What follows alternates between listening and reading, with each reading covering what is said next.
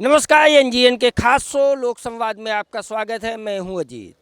आज का दिन खास है और हम उस खास दिन पे बात करेंगे एक खास संघर्ष को, एक ऐसे संघर्ष को जो जीवन बदलता है, जो दिशा बदलता है। आज वर्ल्ड मलाला डे है।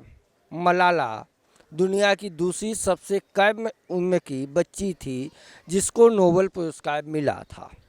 नोबेल पुरस्कार उसको इसलिए मिला था कि उसने विषम परिस्थितियों में शिक्षा के लिए काम किया। उसके पिताजी शिक्षा शास्त्री थे। उन्होंने अफ़गानिस्तान के उस दौर में जब तालिबानी शासन था, मलाला की शिक्षा बंद हो गई तो उसके खिलाफ उसने संघर्ष किया और शिक्षा को समर्पित है आज का हमारा शो। हम कुछ लोगों से बात करेंगे। सर, आपका नाम क्या है, आपकी एज, आपका प्रोफेशन? नूर आलम मेरा नाम है। मेरी एज 47 है। आलम साहब, एजुकेशन में, ख़ास तौर से वुमेन एजुकेशन में कितनी मुश्किलें अभी भी हम रूरल इंडिया देखते हैं तो एक एज के बाद बच्चों को स्कूल जाना मुश्किल हो जाता है। यदि एक घर में 2 लोग हैं, एक बेटा है एक बेटी है, तो हाई एजुकेशन के लिए बेटा ज़्यादा प्रीफर करता है। नहीं, अभी ऐसा नहीं है सर। अभी बेटियां भी बहुत आगे है और हर चीज़ में बेटी आगे है। पढ़ाई में, लिखाई में, सब में बेटी आगे है और बेटियों को बराबर का हिस्सा है और बेटी बहुत अच्छा परफॉर्म कर रही है और पढ़ रही हैं। मलाला के संघर्ष को आप कैसे देखते हैं? मलाला ने अच्छा संघर्ष किया। उसने लड़कियों को एक हिम्मत दी है, एक ताकत दी है, जो उसने पढ़ाई करी और कामयाब हुई वो। हम दूसरे सर से बात करते हैं। सर, आपका नाम क्या है, आपका एज, प्रोफेशन? मेरा नाम है विनोद भाई यादव। विनोद भाई यादव। जादव साहब, आप एजुकेशन को कैसे देखते हैं, वुमेन एजुकेशन को, खासतौर से इंडिया में? नहीं, मैं बोलता हूँ फॉरेन से यहाँ कम है एजुकेशन, तो होना चाहिए, ज़्यादा होना चाहिए। बेटी पढ़े बेटी बढ़े दीवाल के स्लोगन तक है। नहीं, बेटी पढ़े और बेटी आगे बढ़े। लेकिन वो पढ़े आगे एजुकेशन में, उसको वो चांस मिलेगा, वो स्पेस मिलेगा तो वो आगे बढ़ेगी ना। मलाला तो पड़ोस की थी। लेकिन वो चांस मिलना चाहिए इसके लिए। ट्राइबल्स में देखें, तमाम जगह देखें तो एक वो इक्वलिटी तो अभी ज़मीन में नहीं आई। जमीन पे नहीं है वो, तो अभी बहुत देर लगेगी। इंडिया में बहुत देर लगेगी क्योंकि एजुकेशन कम है ना। इंडिया में देर लगेगी, जादव साहब का ये फाइंडिंग है। सर, आपका नाम, आपका ओपिनियन क्या है? हेलो, मेरा नाम इस्माइल भाई है।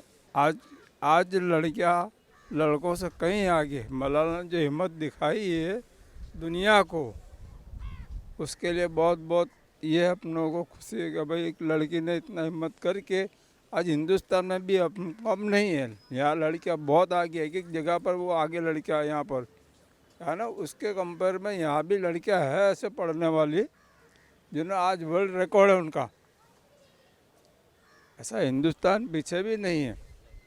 नहीं, ये सवाल हिंदुस्तान पाकिस्तान का है ही नहीं है। ये सवाल जेंडर इक्वलिटी का है। ये पूरी दुनिया में है। मलाला ने दिखा अमेरिका जैसी जगह में भी जेंडर इक्वलिटी के इशू कहीं ना कहीं आते हैं। ऐसा नहीं है, ये हिंदुस्तान पाकिस्तान का सवाल ही नहीं है। जब मलाला ने ये बात दिखा दी दुनिया को कि भाई लड़कियां कम नहीं है पढ़ने के अंदर, तो उसने गोली खा के भी, उसको गोली मारी गई थी, उसको बचाया गया।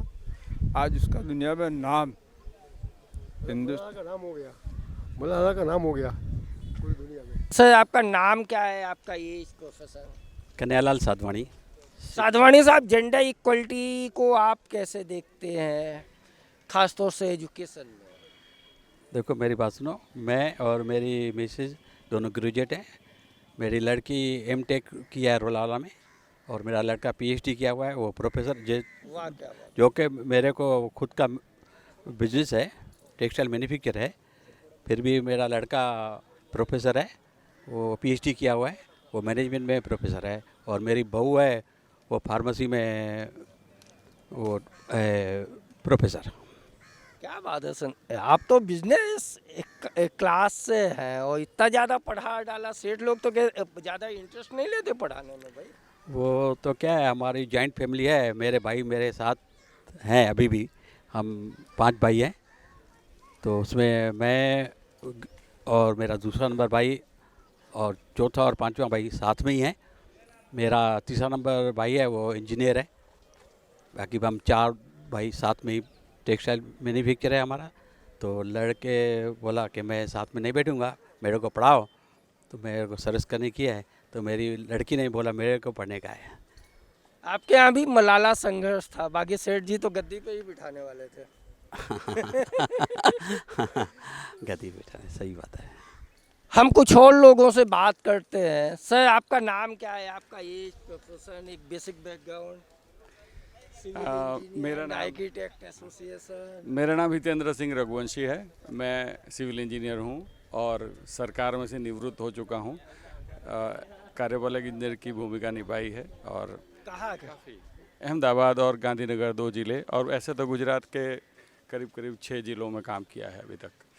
कच्छ में, पोरबंदर में, राजकोट में, जामनगर में, जूनागढ़ में, सब जगह काम किया है। और अहमदाबाद और कार्यक्षेत्र ज़्यादातर मेरा गांधीनगर और अहमदाबाद रहा है। बड़ी मलाई वाली पोस्ट थी सर वो। हाँ जी, जो आपके चेहरे जैसा आप समझें, समझने के लिए तो सही है, पर काम करने वाली पोस्ट थी।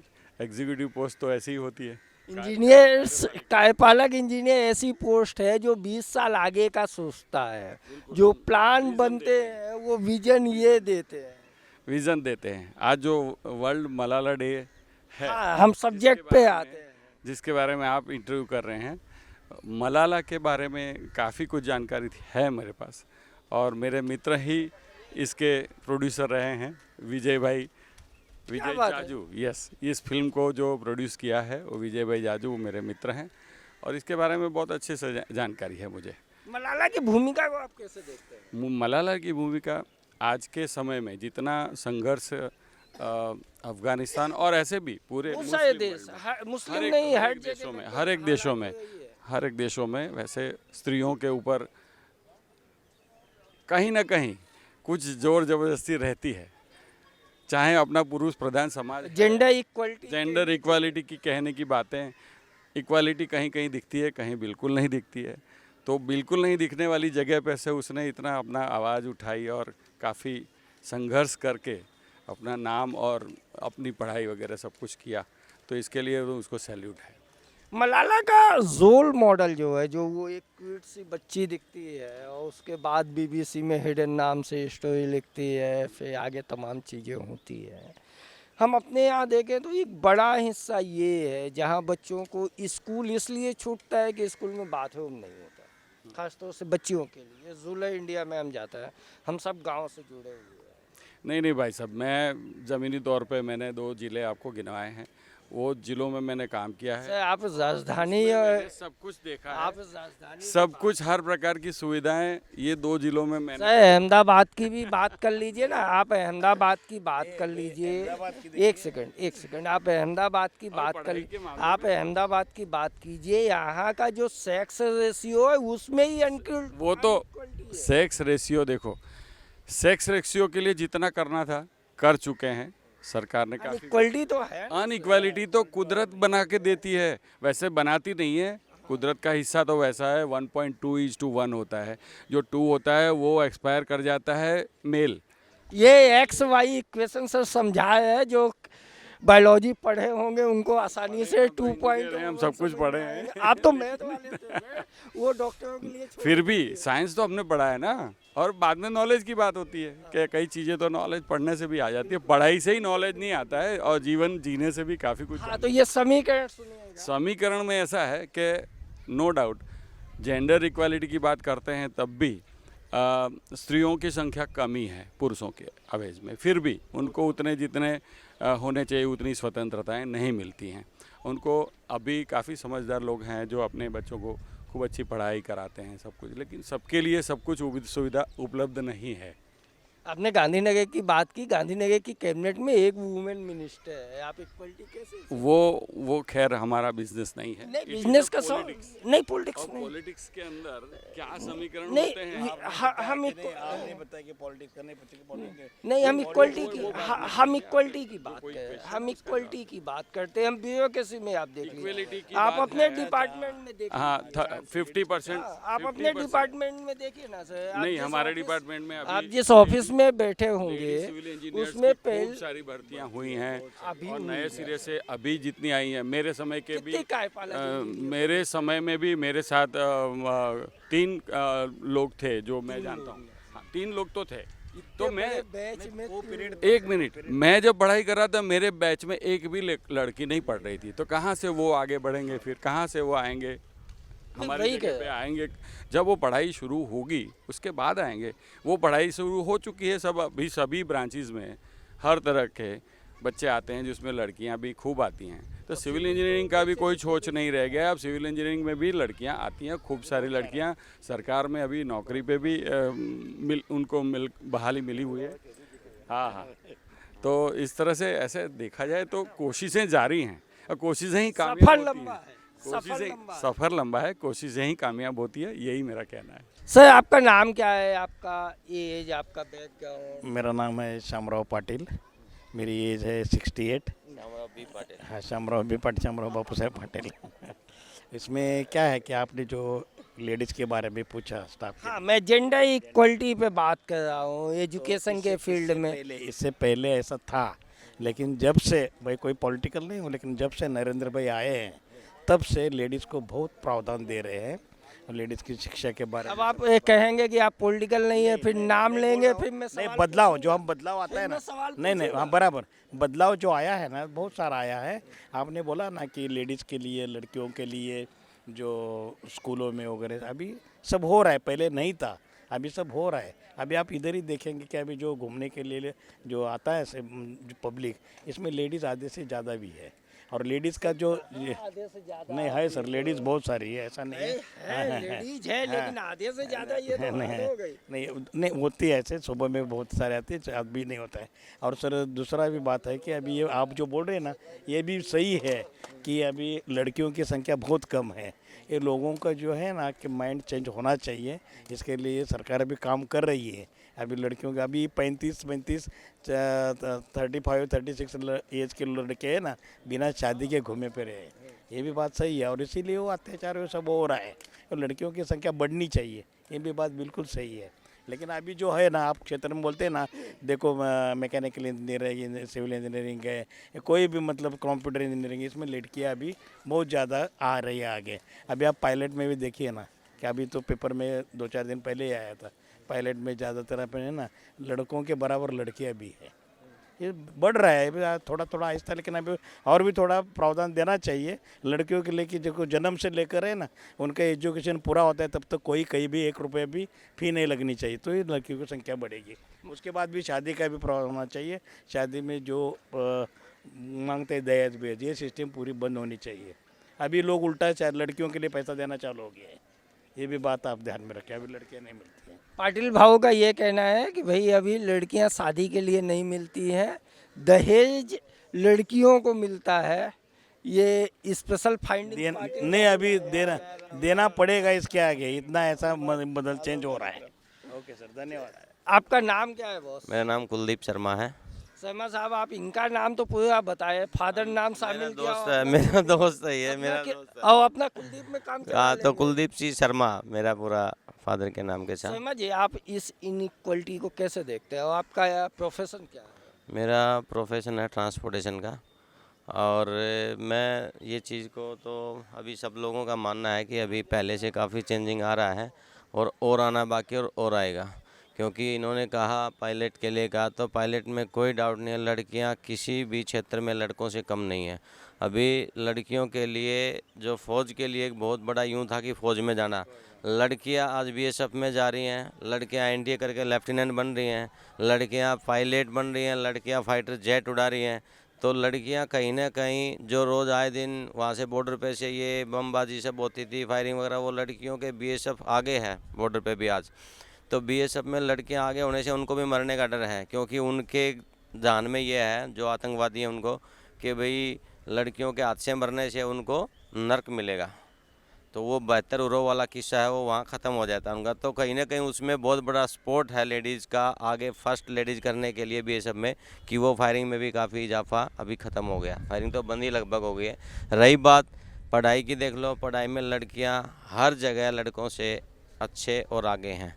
नंबर टॉप पे लड़कियां ही आती हैं। लड़के पढ़ने में कम इंटरेस्ट, लड़कियां पढ़ने में इंटरेस्टेड हैं। और हर क्षेत्र में आप देखो लड़कियों में काफ़ी बदलाव है। मतलब आप ये नहीं कह सकते कि अभी लड़कियों के लिए कोई भी किसी भी क्षेत्र में कोई गवर्नमेंट ने कसर छोड़ी है, कसर नहीं छोड़ी, सब जगह आगे।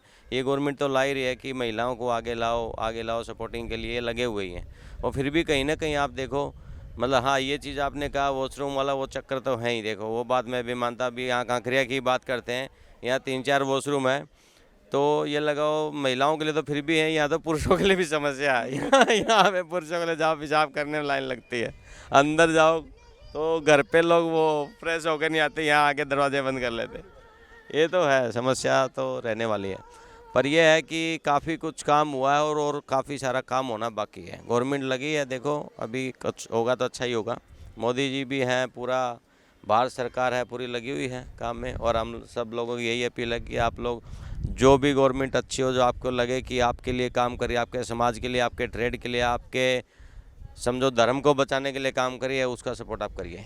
शर्मा जी, धर्म को बचाते बचाते एक बड़ी बात का है कि अभी जो डिफेंस में महिलाओं की हिस्सेदारी बढ़ी है, उससे जो दुश्मन है वो मरना नहीं चाहते कि महिला के हाथ से मरेंगे तो इंसल्ट हो।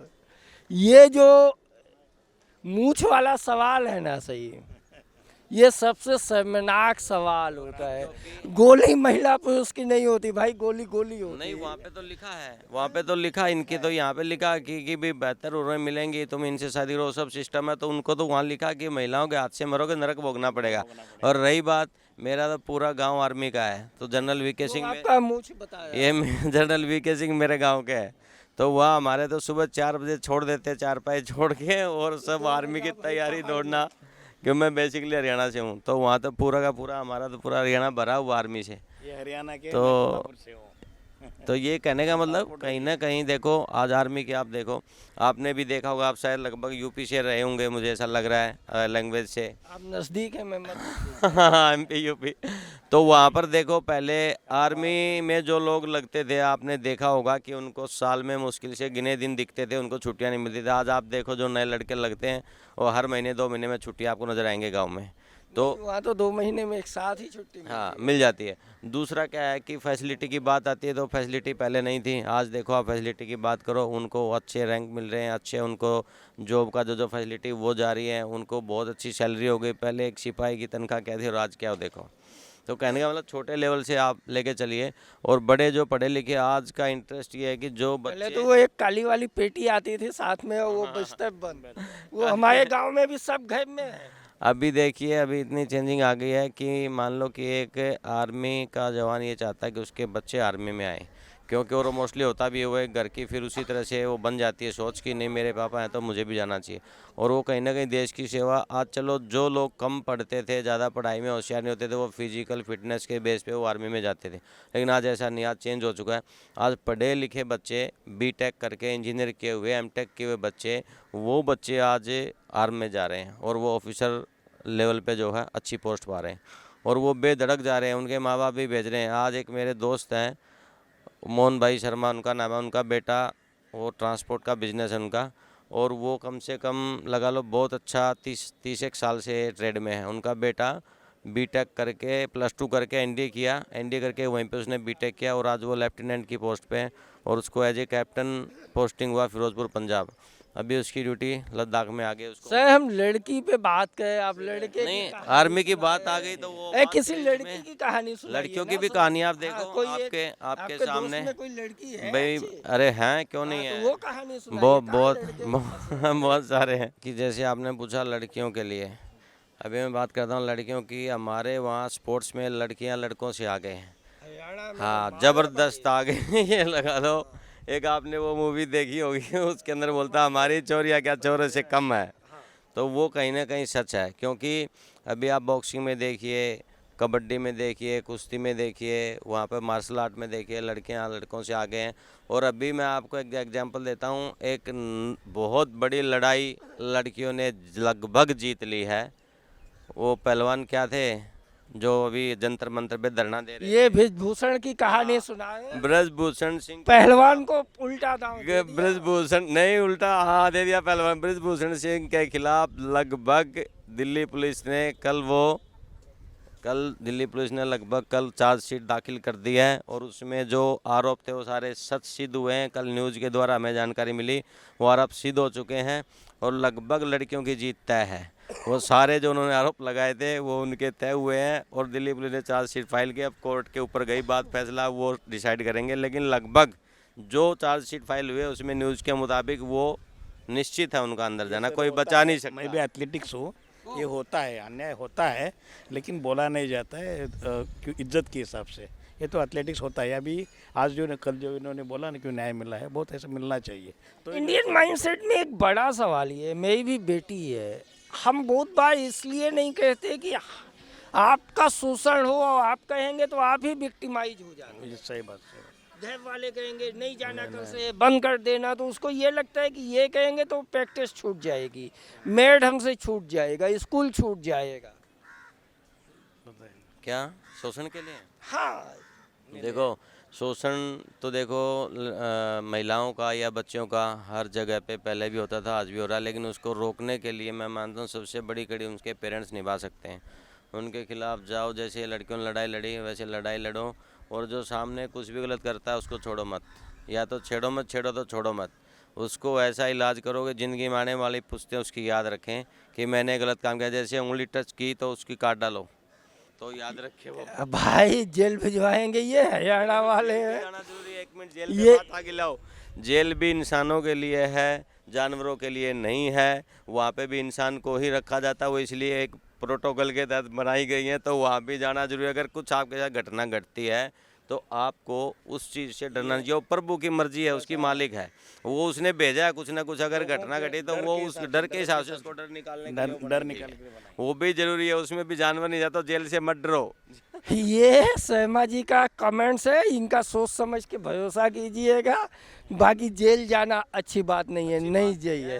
एक बच्ची है ना, ये पाटिल मेरे साले की लड़की है, कोई सुविधा नहीं था तो भी उसने इतना तगड़ा चैलेंज उठा के उसने महाराष्ट्र में MPSC करके अभी वो यूनियन बैंक की बड़ी ऑफिसर बन गई है। महाराष्ट्र में MPSS है, जैसे गुजरात में GPS है, स्टेट पब्लिक सर्विस कमीशन जो है महाराष्ट्र का, उसको MPPS कहते हैं। बहुत सारे ऐसे लड़के हैं कि अब हम गिने चुने आपको इतने टाइम में नहीं बोल सकते कि बहुत अच्छे अच्छे पोस्ट में वो लड़कियाँ हैं। चलिए, तो इस पॉजिटिव नोट के साथ इस संवाद को ख़त्म करते हैं कि जेंडर इक्वलिटी की लड़ाई लंबी है, कई मलालाओं की ज़रूरत है, समाज बदल रहा है, सरकार मददगार है, लेकिन अभी सफ़र लंबा है, अभी मंजिल दूर है।